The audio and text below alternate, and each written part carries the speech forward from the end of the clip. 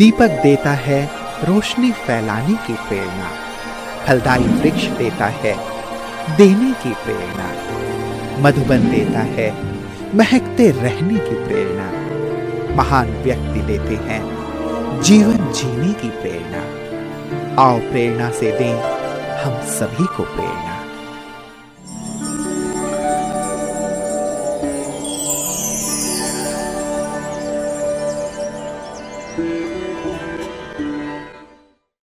पंढरपुर महाराष्ट्र राज्य के सोलापुर जिले के चंद्रभागा नदी के तट पर स्थित एक लोकप्रिय तीर्थ स्थल है।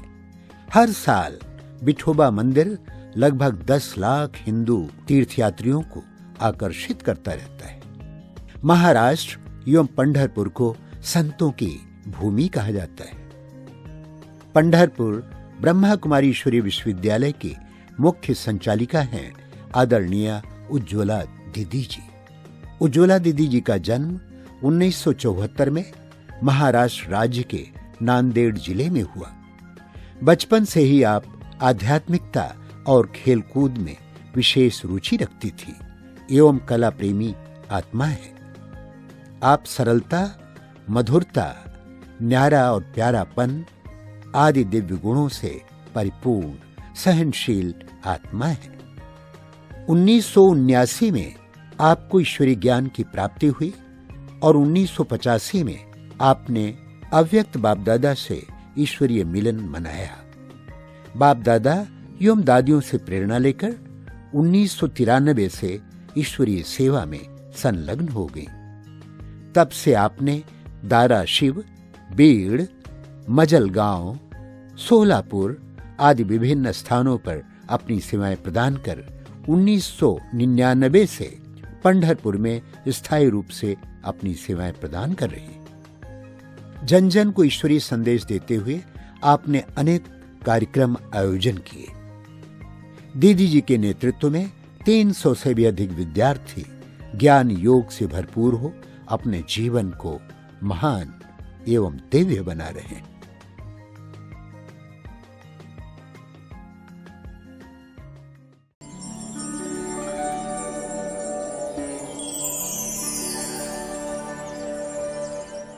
ओम शांति। मेरा लौकिक जन्म महाराष्ट्र में नांदेड़ में ब्राह्मण परिवार में हुआ। वैसे तो हमारा लौकिक गांव धाराशिव के पास तेर है, लेकिन पिताजी का गवर्नमेंट जॉब नांदेड़ होने के कारण वहाँ उनका ट्रांसफ़र था। तो उसके बाद फिर पिताजी का ट्रांसफ़र हमारा अहमदपुर में हुआ और उस समय 1985 में हमारे माताजी पिताजी ज्ञान में चलने लगे। उनको बाबा का परिचय मिला, तब हम बहुत छोटे थे, 5 साल के थे। माताजी पिताजी के साथ हम सेंटर पर जाया करते थे, मुरली सुनते थे, योग करते थे। ज्ञान की कुछ समझ तो नहीं थी, लेकिन पता नहीं एक प्रकार की खींच थी। सेंटर का वातावरण बहुत अच्छा लगता था। वहाँ की जो कॉस्केट बाबा की लाइट का रहता था वो हमें खींचता था, और जब भी वहाँ योग चलता था तो हम जाके योग में बैठते थे। ज्ञान न समझ में आए, लेकिन योग में शुरू से ही बचपन से ही हमारा बहुत इंटरेस्ट था। फिर हम जो छोटे थे तो हमें सेंटर में बहनों की बहुत अच्छी पालना मिलती थी, क्योंकि हम छोटे होने के कारण सेंटर की दीदियाँ हमें बहुत प्यार करती थी। हमको टोली खिलाती थी और टोली खाने को मिलेगा, इस थोड़े से लालच से हम सेंटर पर बार बार जाया करते थे। और छोटेपन से हम ज्ञान में थे तो हम सेंटर का सारा वातावरण देखते थे कि कैसे दीदियाँ सेवा करती है, कैसे क्लास करती है, कैसे भोग लगाती है। तो हमारे बचपन के खेल भी वही थे। तो हम जब छोटे आपस में खेलते थे तो वही खेल खेलते थे। एक बड़ी टीचर बन जाता था, एक छोटी टीचर बन जाता था। बड़ी टीचर फिर मुरली सुनाती थी, छोटी टीचर भोग ला के रखती थी, फिर योग करना। तो ऐसे खेल भी हमारे बचपन में जो सेंटर में देखते थे वही हम बचपन में खेल खेल में खेल करते थे। और हमारा बचपन में ही हम मधुबन में भी जाया करते थे बच्चों के प्रोग्राम में। और जब भी मधुबन में बच्चों के प्रोग्राम में जाते थे तो भाषण में हमारा फर्स्ट नंबर आता था, खेल में भी फर्स्ट नंबर आता था, और हमको बहुत सारे पुरस्कार भी बच्चों के प्रोग्राम में मिले हुए हैं। अहमदपुर से फिर हमारी पिताजी की ट्रांसफ़र उस्मानाबाद में हुई, माना उसको अभी धाराशिव कहते हैं। तो जब वहाँ ट्रांसफ़र हुई तो वहाँ एक कुमार भाई क्लास चलाते थे, वहाँ बहनें आना जाना करती थी। तो जैसे ही वहाँ की बहन जी को पता चला कि हमारे माताजी पिताजी पुराने युगल है तो उनको बहुत खुशी हुई, और उन्होंने उनको कहा कि आप अगर हमको सेवा में सहयोग देंगे तो हमारी सेवाएं और बढ़ेगी। तो हमारे माताजी पिताजी ने पूरा वहाँ के बहन जी को सहयोग देने का निश्चय किया। फिर उसके बाद हमारा बाबा से मिलने का फाइनल हुआ, तो वहाँ भी हम धाराशिव में भी रोज़ मुरली सुनने जाते थे, माताजी पिताजी के साथ जाते थे। तब करीबन मैं 10 साल की थी, माना 1985 की बात है। तो बाबा को मिलने का तय हुआ। तो उस समय तो बाबा को मिलना तो 1 साल से ही तैयारी की जाती थी, 1 साल से ही उनको पक्का कराया जाता था, धारणाएं पक्के कराई जाती थी, उसके लिए विशेष अभ्यास देखिए पुरुषार्थ कराया जाता था। तो हम भी सुनते थे, समझ में इतना नहीं आता था, लेकिन इतना बुद्धि में था कि भगवान से मिलना है। तो बहनें बार बार पक्का कराती थी कि आपको भगवान से मिलना है, जिसके लिए आप ढूंढ रहे थे, जिसके लिए इतना जप तप पूजा पाठ कर रहे थे, वो भगवान की दृष्टि आपको मिलेगी। तो बार बार जब ये सुनते थे तो मन में यही आता था कि बस भगवान से मिलना है, भगवान से मिलना है। ज्ञान भले समझ ना आए, लेकिन बुद्धि में पक्का हो गया कि मुझे भगवान से मिलना है। तो हम भी माता पिताजी के साथ एक्स्ट्रा पुरुषार्थ करने लगे, योग करने लगे। जब वो जाने का दिन आया मधुबन में तो बहुत खुशी हुई। तो जब हम वहाँ पहुँचे, मधुबन में पहुँचते ही ऐसे लगा कि जैसे हम पहले यहाँ आए हुए हैं। उस समय बाबा मिलन ओम शांति भवन में होता था, और बहुत थोड़े भाई बहनें बाबा के मिलने के लिए आते थे। जब बाबा मिलने का दिन आया, उस दिन तो बहुत खुशी हुई। सुबह से ही सबने मौन रखा था, तो हमने भी मौन रखा। सुबह से ही बाबा की याद में नशे में थे कि आज भगवान से मिलना है, आज भगवान से मिलना है। जब वह मिलन की घड़ी आई तो बहुत खुशी हो गई। और जब ओम शांति भवन के दरवाजे खुल गए तो मैं दौड़ती दौड़ती गई और एकदम फ्रंट लाइन में बैठ गई। उस समय ऐसा कायदा था कि सिर्फ टीचर्स बहनें ही फर्स्ट लाइन में बैठती थी, लेकिन फिर भी मुझे पता नहीं बाबा ने जगह करा दी, क्योंकि मैं पहले से इतना दौड़ के आई देखते हुए, किसी ने कुछ नहीं कहा। और जब बाबा की पधारमणि हुई गुलजार दादी के तन में, तो इतना खुशी हुई और सारे शरीर पर सहारे आए और आंखों से आंसू आने लगे। और मन में आया कि सचमुच भगवान की दृष्टि मेरे ऊपर पड़ रही, जिसको मैं ढूंढती थी वो भगवान मेरे सामने है। अब बस इतना पक्का हो गया था कि भगवान भगवान, तो वही बुद्धि में बाबा को देखते ही तो मैंने निश्चय कर लिया कि अभी मैं पूरा दृष्टि बाबा की लूँगी। तो इसलिए मैं थोड़ा भी इधर उधर नहीं देखी। जब तक बाबा की मुरली चलती रही और मैं बाबा की तरफ देखती रही, बाबा से दृष्टि लेती रही, बाबा से शक्ति लेती रही, क्योंकि मुझे लगता था अगर मेरी दृष्टि इधर उधर हो गई तो मैं उस दृष्टि से बाबा की शक्ति लेने से वंचित हो जाएंगी। उतना सेकंड मेरा भगवान के सामने का दृष्टि लेने का मौका चला जाएगा। तो इसलिए इतना छोटी होते हुए भी मैं स्थिर बैठ के पूरा बाबा की मुरली चलने तक बाबा को देखती रही। उस समय ऐसे था कि बाबा सुबह के 4 बजे तक मिलन मनाते थे, तो मैं भी तब तक बैठी रही। और फिर उसके बाद एक एक ग्रुप को स्टेज पर बुलाते थे, एक एक ग्रुप से मुलाकात करते थे, और ग्रुप भी बहुत छोटा होता था। तो हमारे सोलापुर सब जोन का जो ग्रुप आया तो 20-25 लोगों का ग्रुप था। तो बाबा ने हम सबको स्टेज पर बुलाया। तो बुलाने के बाद बाबा ने मुझे आगे बुलाया कि आओ बच्ची। जैसे मैं बाबा के सामने गई तो बाबा ने मुझे प्यार भरी दृष्टि देके मेरे हाथ में टोली रखी और मुझे कहा, वरदान दिया कि आप बहुत बहुत भाग्यशाली आत्मा हो, आप अनेक आत्माओं का उद्धार करने वाली आत्मा हो। तो जैसे ये बाबा ने कहा तो मुझे बहुत खुशी हो गई। जैसे मुझे लगा कि मेरे अंदर एक करंट आ गया, मेरे अंदर एक शक्ति आ गई, और तब से मुझे लगता है अभी भी वो दिन मुझे याद आ रहा है, अभी भी वो दृश्य मुझे सामने आ रहा है कि बाबा ने जो वरदान दिया, तो मुझे लगता है शायद उस वरदान के कारण आज बाबा ने ऐसे तीर्थ क्षेत्र पंढरपुर में सेवा के लिए निमित्त बनाया। जब हम मधुबन से वापस आए तो मैं तो छोटी थी, पढ़ाई पढ़ती थी। पढ़ाई पढ़ते पढ़ते मेरा लक्ष्य भी था कि ब्रह्मा कुमारी बनना है। सेंटर पर जाते थे, बहनों को मदद करते थे। तो उस समय इतनी सेवाएं तो नहीं थी, बहुत थोड़े भाई बहने ज्ञान में चलते थे।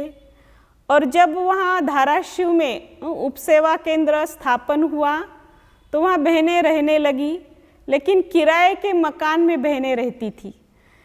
तो फिर सबको ये था कि अपना बाबा का मकान तो होना चाहिए, कब तक मकान बदलते रहेंगे, आखिर किराए का तो टेम्पररी रहता है, तो बार बार जगह बदलनी पड़ती थी। तो हमारे लौकिक पिताजी के मन में संकल्प आया कि क्यों ना हम बाबा के लिए अपना जो जगह है, प्लॉट्स है, दे दे, तो बाबा का घर वहाँ परमानेंट रूप से बन जाए। तो ऐसे हमारे लौकिक पिताजी ने फिर हमारा जो मकान बना हुआ था आधे प्लॉट में, और आधा प्लॉट खाली था, तो जाके दीदी को कहा कि हम बाबा की यज्ञ में हमारा आधा प्लॉट हम देना चाहते हैं, तो आप वहाँ बाबा का मकान बना लेना। तो फिर तुरंत दीदी ने हाँ कहा। तो उस समय पर्सनली जहाँ भी जगह मिलती थी रमेश भाई खुद आते थे। तो रमेश भाई खुद वहाँ धाराशिव में विज़िट करने आए, और हमारे लौकिक घर में रमेश भाई जी आए, और रमेश भाई ने मुझे पक्का कराया कि क्या आप ब्रह्मा कुमारी बन के रहेगी, आगे चल के आपके पिताजी ने यहाँ जगह दिया है, तो आगे चल के आप लोग प्रॉब्लम तो क्रिएट नहीं करेंगे। क्योंकि हम चारों बहनें थी, तो सबको उन्होंने पक्का कराया कि आप लोग पक्के हैं, आपकी इच्छा से ये सब कुछ हो रहा है। तो हमने कहा हाँ। तो बाद में वहाँ बहुत सुंदर बाबा का मकान बना, और वहाँ एक अकेली बहन सुरेखा बहन जी रहते थे। तो मुझे सोमप्रभा दीदी ने कहा कि वहाँ सेंटर पर अकेली बहन रहती है, तो आप अगर उनके साथ रहेंगे तो उनको सेवा में सहयोग होगा। लेकिन मेरा स्वभाव पहले से थोड़ा सा फीलिंग वाला था, मुझे अगर कोई कुछ कहता था तो मुझे तुरंत रोना आता था। तो मैं सोचने लगी कि मैं सेंटर पर कैसे एडजस्ट हो जाऊँ। और दूसरी बात, मुझे ज़्यादा हार्ड वर्कर भी करने की आदत नहीं थी। फिर भी सोमप्रभा दीदी ने कहा कि कोई बात नहीं, आप सेंटर पर रहो, नज़दीकी तो आपका मकान है, आपका घर है, जब चाहे तब आप घर में आ सकती हो, आप शुरू करो, बाबा आपको हिम्मत दिला देगा, और आपके अनुसार ही हम आपको सारी सुविधाएं देंगे। तो जैसे दीदी ने यह हमारे अंदर हिम्मत भरी, तो हम सेंटर पर रहने लगे, और हमारा एजुकेशन सारा हमने सेंटर पर ही पूरा किया। और 12वीं क्लास होने के बाद हम मधुबन में कन्याओं की भट्टी में गए थे। तो उस समय कन्याओं के बहुत पावरफुल क्लास हुए, और दादी प्रकाशमणि दादी हम सब कन्याओं से मिल रही थी। तो दादी ने मेरा हाथ पकड़ा और अपने हाथ में हाथ लेकर कहा कि आप पक्का ब्रह्मा कुमारी बनेगी, पक्का निश्चय है? तो मैंने कहा हाँ दादी, मैं ज़रूर ब्रह्मा कुमारी बनूंगी। क्योंकि उस समय तो ऐसे नशे वाले क्लास हुए, तो एकदम नशा चढ़ गया, और मन में आया कि बस अभी तो मुझे सेंटर पर ही रहना है, मुझे पढ़ाई आदि नहीं करना है। और उस समय विनाश की बातें भी बहुत हुआ करती थी, तो मन में आया विनाश तो होना है, तो इतना पढ़ाई में हम टाइम वेस्ट क्यों करें।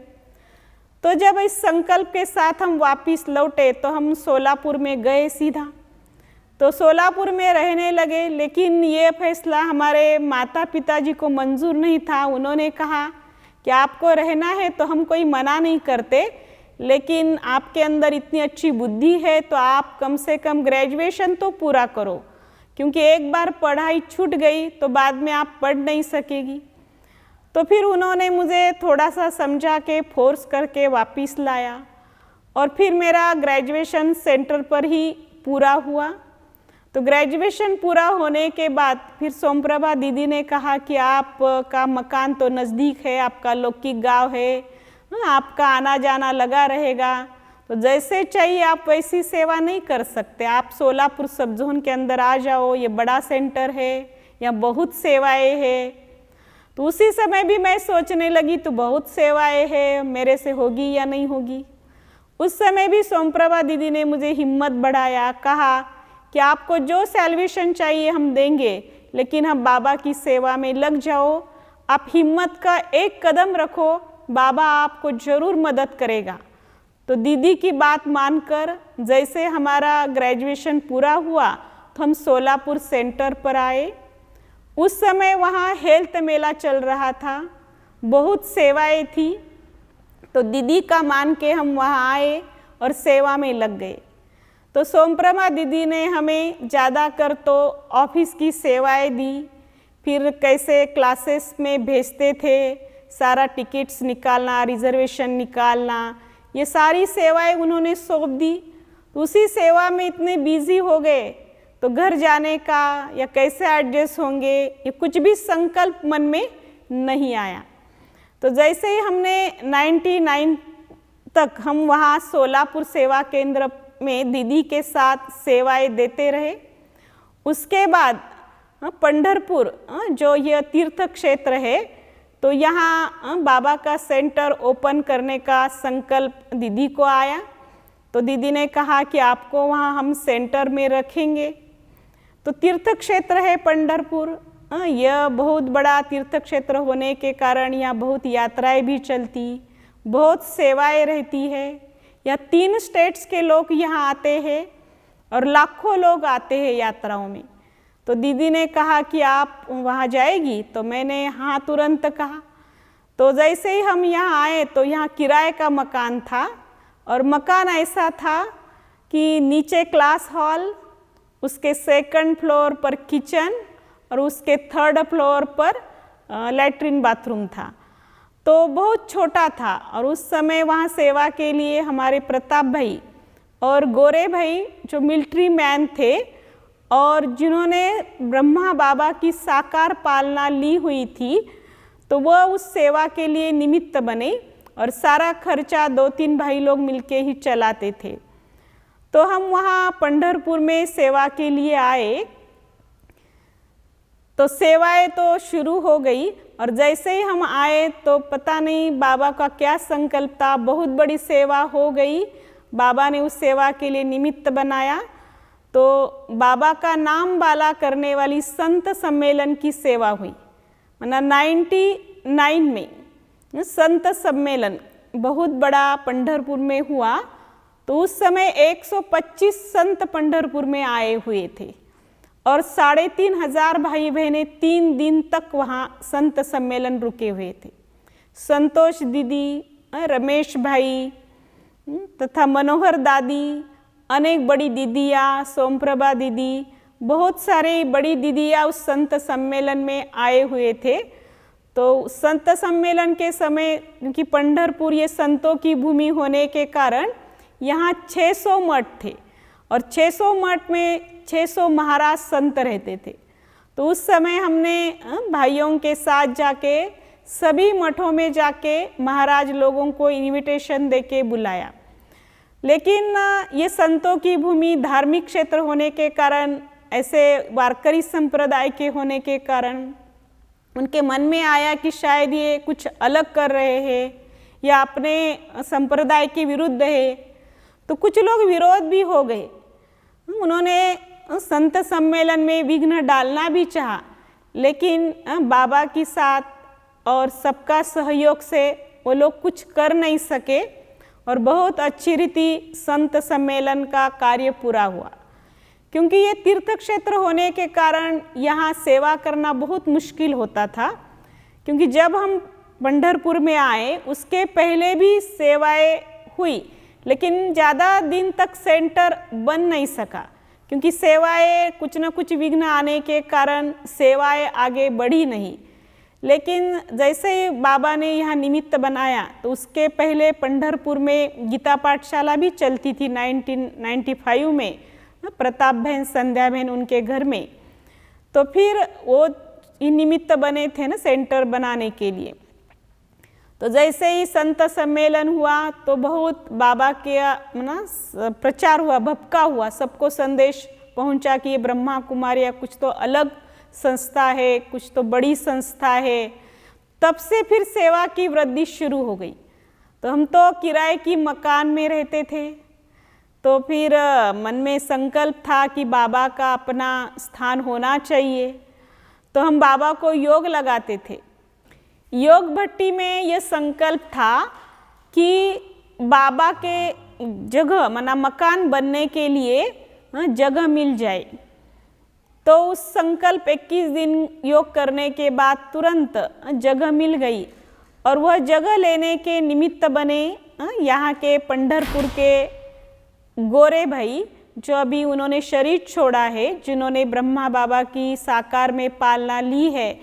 तो उन्होंने फिर कैकाड़ी महाराज मठ के पास 10 गुंठा जगह लेकर फिर बाबा की सेवा के लिए डोनेट किया। तो 1999 में वो जगह मिल गई। तो उसके बाद फिर तुरंत कंस्ट्रक्शन का काम चालू हुआ और 2003 तक कंस्ट्रक्शन भी पूरा हुआ, सेंटर का कार्य पूरा हुआ। तो हम जैसे ही यहाँ कंस्ट्रक्शन होने के बाद यहाँ सेवाएं शुरू की नए मकान में, तब ये भी संकल्प था, क्योंकि 10 गुंठा जगह थी तो 2000 स्क्वायर फुट में सेंटर हुआ था, बाकी जगह खाली थी। तो बहुत महारथियों का संकल्प था कि पंढरपुर तीर्थ क्षेत्र है तो यहाँ जरूर बाबा का म्यूजियम होना चाहिए, क्योंकि बहुत भक्त लोग आते तो उनको संदेश मिलने के लिए म्यूजियम होना बहुत ज़रूरी है। तो फिर म्यूजियम का संकल्प तो रमेश भाई जी का भी था, संतोष बहन जी के था और बहुत भाई बहनों का महारथी का पंढरपुर के लिए योगदान था।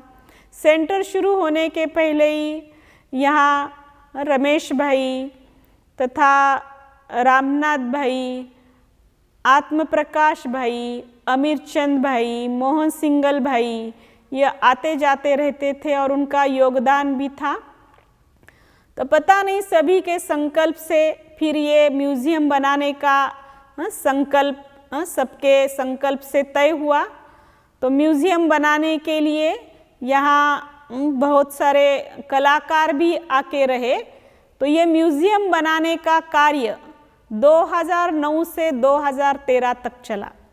तो इसमें 6-7 लोग परमानेंट सेंटर पर उड़ीसा के रहते थे, जो कंटिन्यू सुबह से 8 बजे तक रात के 7 बजे तक उनका कामकाज चलता था। मूर्तियाँ बनाना, उसका कलरिंग करना, फर्नीचर करना। तो फिर हमने जोर 20 नाखूनों का जोर लगा के हम सभी बहनें रात तक जागकर जो भी रहा हुआ था काम था, क्लीनिंग का काम था, इधर उधर सारा सामान फैला हुआ था, सब कुछ ठीक करके समय पर सारा सेंटर म्यूजियम क्लीन कर दिया और सारी उद्घाटन की तैयारी कर दी। तो उस समय भी संतोष दीदी भी आए थे, फिर बॉम्बे के बहुत सारी बहनें आई थी और ऑनलाइन जानकी दादी के द्वारा म्यूजियम का उद्घाटन हुआ। तो बहुत सुंदर कार्यक्रम हुआ। उस समय मधुबन के 50 भाई भी आए हुए थे। तो इस तरह बाबा ने अपना जो कार्य था हम सब भाई बहनों को निमित्त बना के सबके सहयोग से पूरा कर दिया। हम तो यही समझते कि हम भाग्यवान हैं। कहते हैं ना, जो भाग्यवान है उनके घर में ही मेहमान आते हैं। तो हमारी बहनें और हमारी सारी टीम, जो भी भाई बहनें आएंगे उनको बहुत प्यार से सेवाएं करते हैं, उनसे दुआएं लेते, उनको संतुष्ट। हमारा एक ही लक्ष्य है, जो भी आए हमसे संतुष्ट होके जाए, क्योंकि बाबा ने ऐसे स्थान पर रखा है तो जरूर कुछ सोच के रखा है। तो जो भी आता है उसको संतुष्ट करे, सरलता से चले, क्योंकि हमारा पहले से ही ये स्वभाव रहा कि हम हर बात को सरलता से लेते थे, सीरियस कोई बात नहीं लेते हैं। तो इसी स्वभाव के कारण हमको बहुत अंदर एक खुशी की फीलिंग होती है, ज़्यादा व्यर्थ संकल्प नहीं चलते हैं और बाबा के ऊपर पूरा भरोसा है। बाबा के यज्ञ में सच्ची दिल से, सच्ची लगन से सेवाएं करते हैं तो बाबा भी पल पल पर मदद करता है। कितनी तो ऐसी बातें आई, लेकिन समय पर बाबा ने ऐसे मदद किया कि मक्खन से बाल निकला, कुछ भी तकलीफ होने नहीं दी और हम बाबा बढ़ाते गए। तो हम ऐसे ही बाबा को देखते निश्चय बुद्धि होके सरलता से बाबा के यज्ञ में चल रहे हैं। और मैं सभी को भी यही कहना चाहती हूँ कि अगर हम सच्चे दिल से बाबा के यज्ञ में चलेंगे, मैं समर्पित बहनों को भी यही कहना चाहती हूँ कि यह समर्पित जीवन हमारा बहुत महान जीवन है। सभी को यह समर्पित जीवन का मौका नहीं मिलता है। तो अगर हम सच्ची दिल से यज्ञ में रहेंगे तो जरूर बाबा हमारा साथी बनके हमको हर समस्या से पार करेगा और बाबा हमको किसी भी बात की कमी होने नहीं देगा।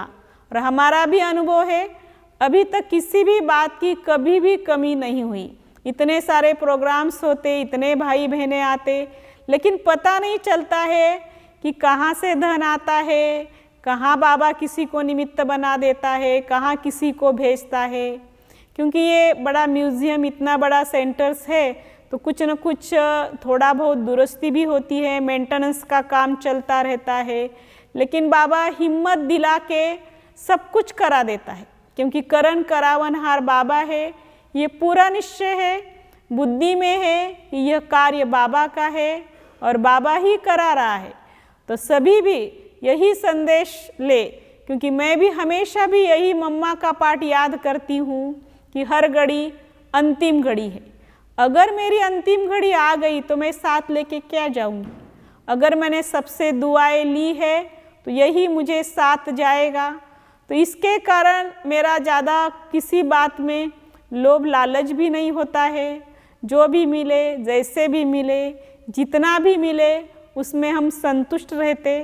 और बाबा ने भी हम बच्चों को एक पाठ पक्का कराया कि मांगने से मरना भला। तो मांगने की भी ज़रूरत नहीं पड़ती है, ऑटोमेटिक बाबा अपना कार्य करा ही लेता है। तो हम सभी ब्राह्मण भाई बहनों के लिए यही विशेष संदेश देते कि वर्तमान समय बहुत थोड़ा समय रहा हुआ है और थोड़े समय में हमें बहुत कुछ उन्नति करनी है, अपने जमा का खाता जमा करना है। तो इसलिए हमें जितना हो सके उतना बाबा के यज्ञ में तन मन धन से सहयोगी बनना है और बाबा पर एक बल एक भरोसा रख के आगे उन्नति को पाना है, क्योंकि अभी नहीं तो कभी नहीं।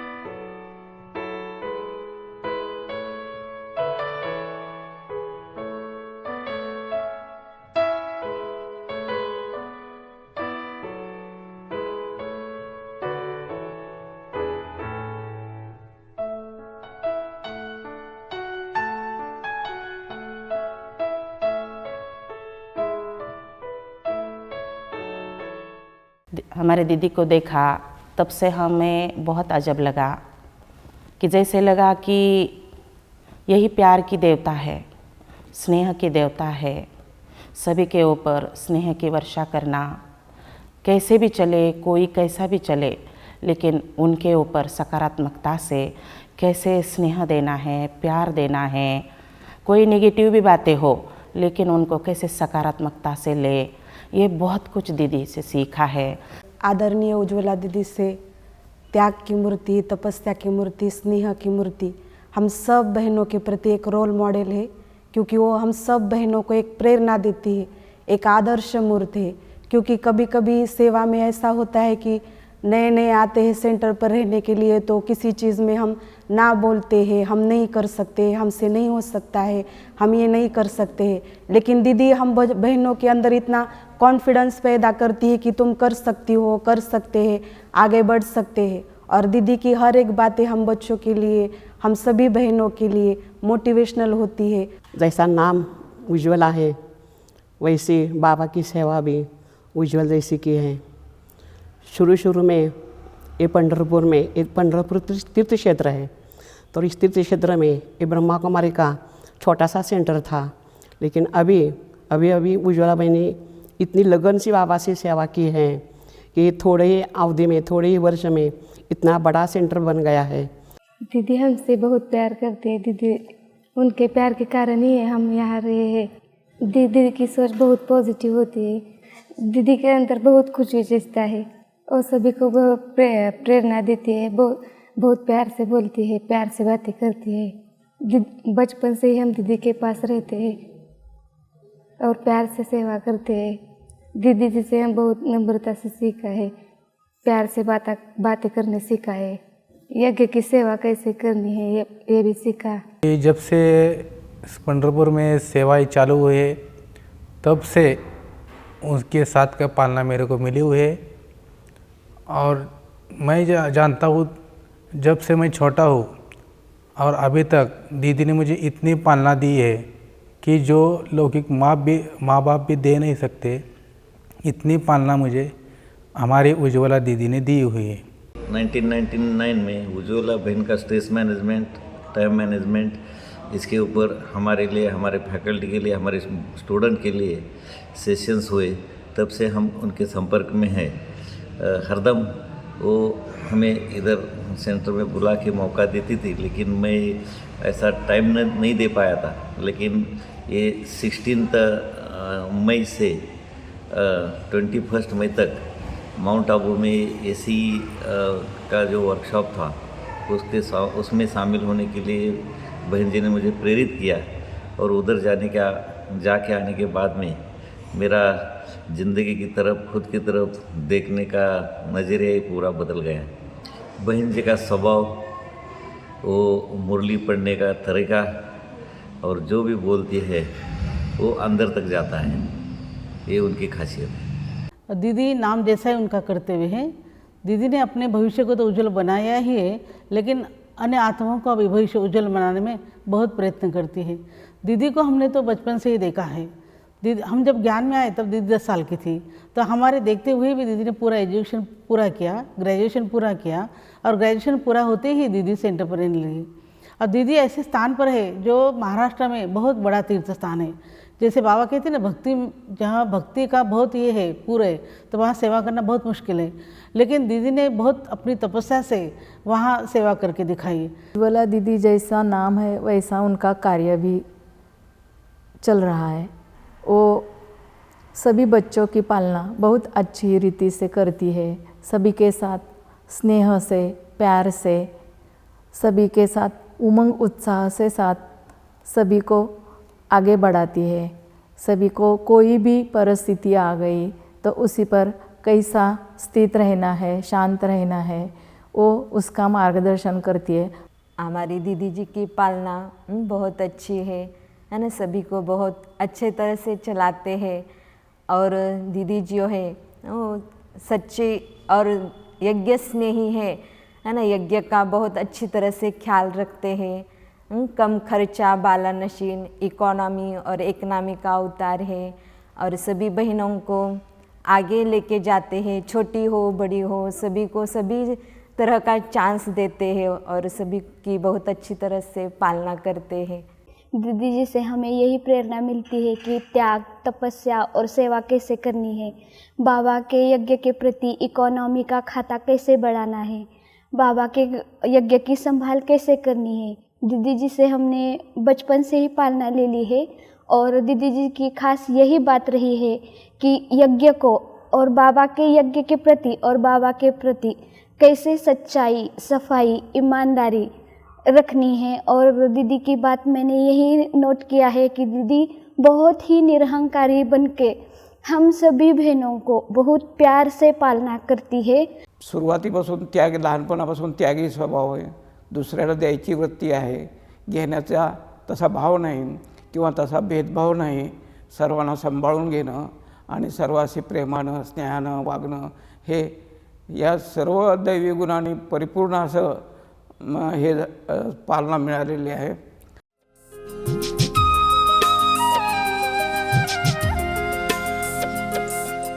धरती पर आकर बाबा,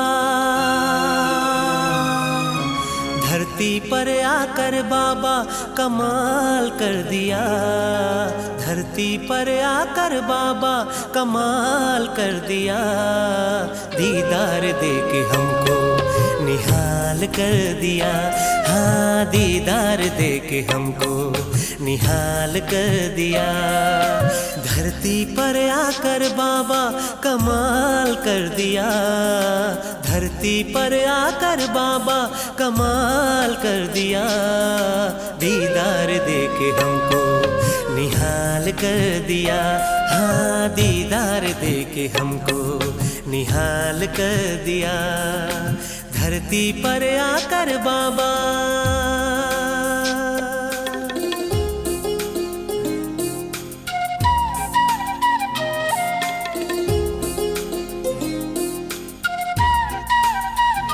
सागमदा नी नी नी नी नी नी नी नी नी नी नी दा दा दा मा गा रे रे सा, गमदा नी सा रे रे रे रे रे रे रे, गमदा नी दा नी दा सा सा सा सा सा सा सा सा नी नी नी धा धा धा मा मा मा धा नी सा। सर्व खजाने दे के बदले अवगुण लेके, ज्ञान योग सिखा के रूहानी प्यार दे के, सर्व खजाने दे के बदले अवगुण लेके, ज्ञान योग सिखा के रूहानी प्यार दे के, बूंद के प्यासों को, बूंद के प्यासों को सागर पिला दिया, बूंद के प्यासों को सागर पिला दिया, दीदार देके हमको निहाल कर दिया, हाँ दीदार देके हमको निहाल कर दिया। धरती पर आकर बाबा,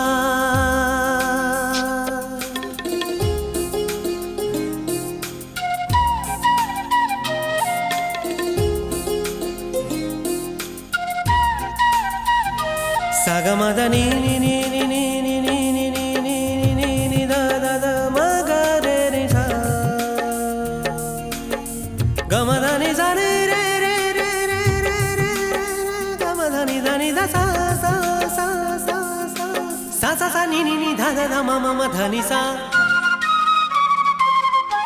माया ने डंक मारा, आत्मबल गिरा हमारा, अब सबल हुए हैं पाकर तेरी याद का सहारा। माया ने डंक मारा, आत्मबल गिरा हमारा, अब सबल हुए हैं पाकर तेरी याद का सहारा। ज्ञानमृत पिलाकर, ज्ञानमृत पिलाकर सुरजित कर दिया, ज्ञानमृत पिलाकर सुरजित कर दिया, दीदार देके हमको निहाल कर दिया, हाँ दीदार देके हमको निहाल कर दिया।